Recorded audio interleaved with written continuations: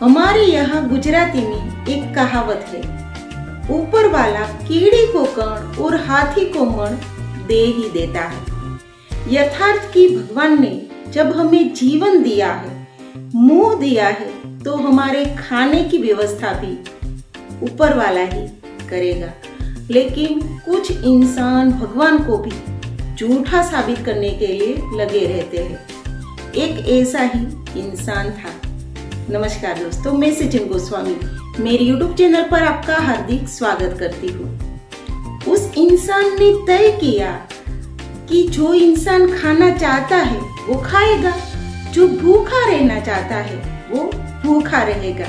मतलब कि सब निर्णय इंसान ही करता है, उसमें भगवान का कोई रोल नहीं है। तो उसने तय किया कि वो भगवान को झूठा साबित करके रहेगा।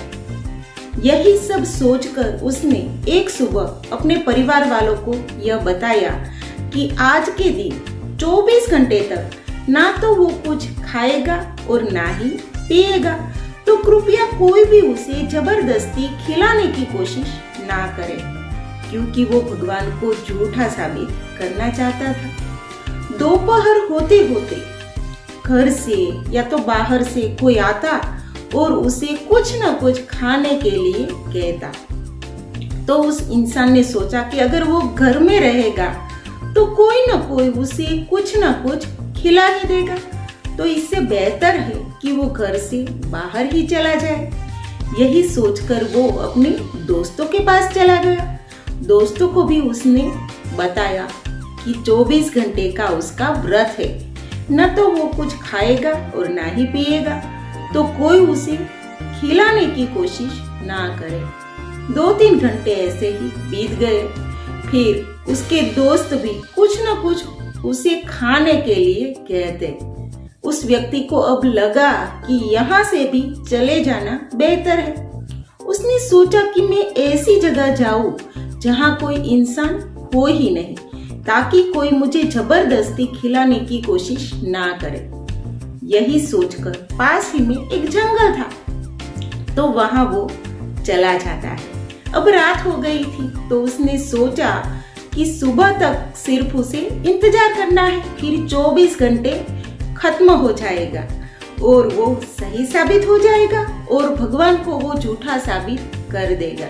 लेकिन जंगल था तो उसे डर भी था कि कहीं जंगली जानवर आकर उसे मार न दे। यही सोचकर एक पेड़ के ऊपर चढ़कर वो बैठ गया। रात के 2 बज चुके। अब उसे सिर्फ सुबह होने का इंतजार था। उसे पक्का विश्वास अब हो चुका था कि वो ही सही है और भगवान को वो झूठा साबित करके रहेगा। लेकिन 2 बजे 3 चोर कहीं से चोरी कर यहाँ पे आ गए।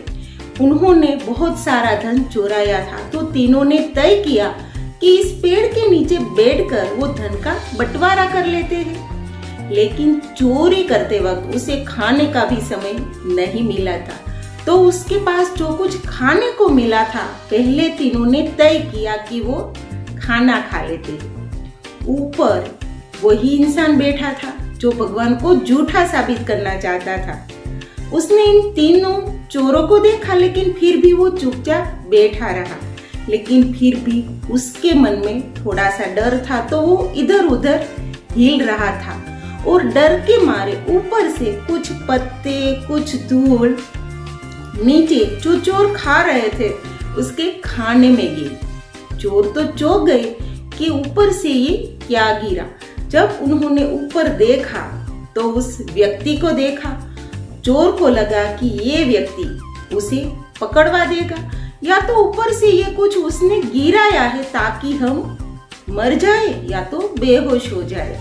तो चोरों ने जबरदस्ती उस व्यक्ति को नीचे बुलाया और कहा कि तुम हमें क्यों मारने के लिए आए हो। उस व्यक्ति ने कहा कि ऐसा मैं कुछ करने वाला नहीं हूँ, मैं तो सिर्फ यहाँ बैठा हूँ। लेकिन चोर ऐसे मारने वाले नहीं थे। उसने कहा कि तुमने ऊपर से ये कुछ गिराया।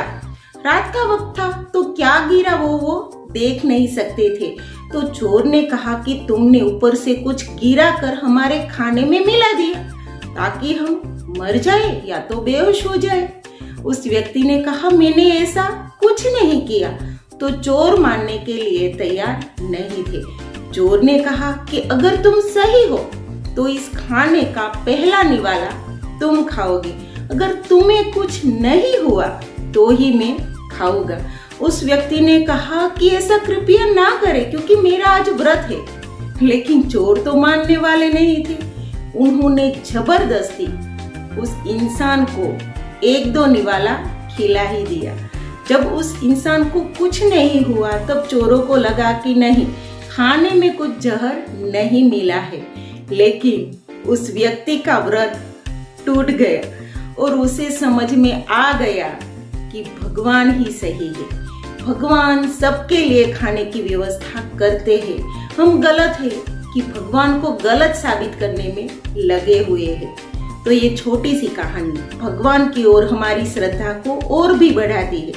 आशा है कि आपको मेरा वीडियो पसंद आया होगा। पसंद आया तो लाइक कीजिए, चैनल को सब्सक्राइब कीजिए। फिर मिलेंगे एक नई वीडियो के साथ। तब तक इजाजत चाहती हूँ। धन्यवाद।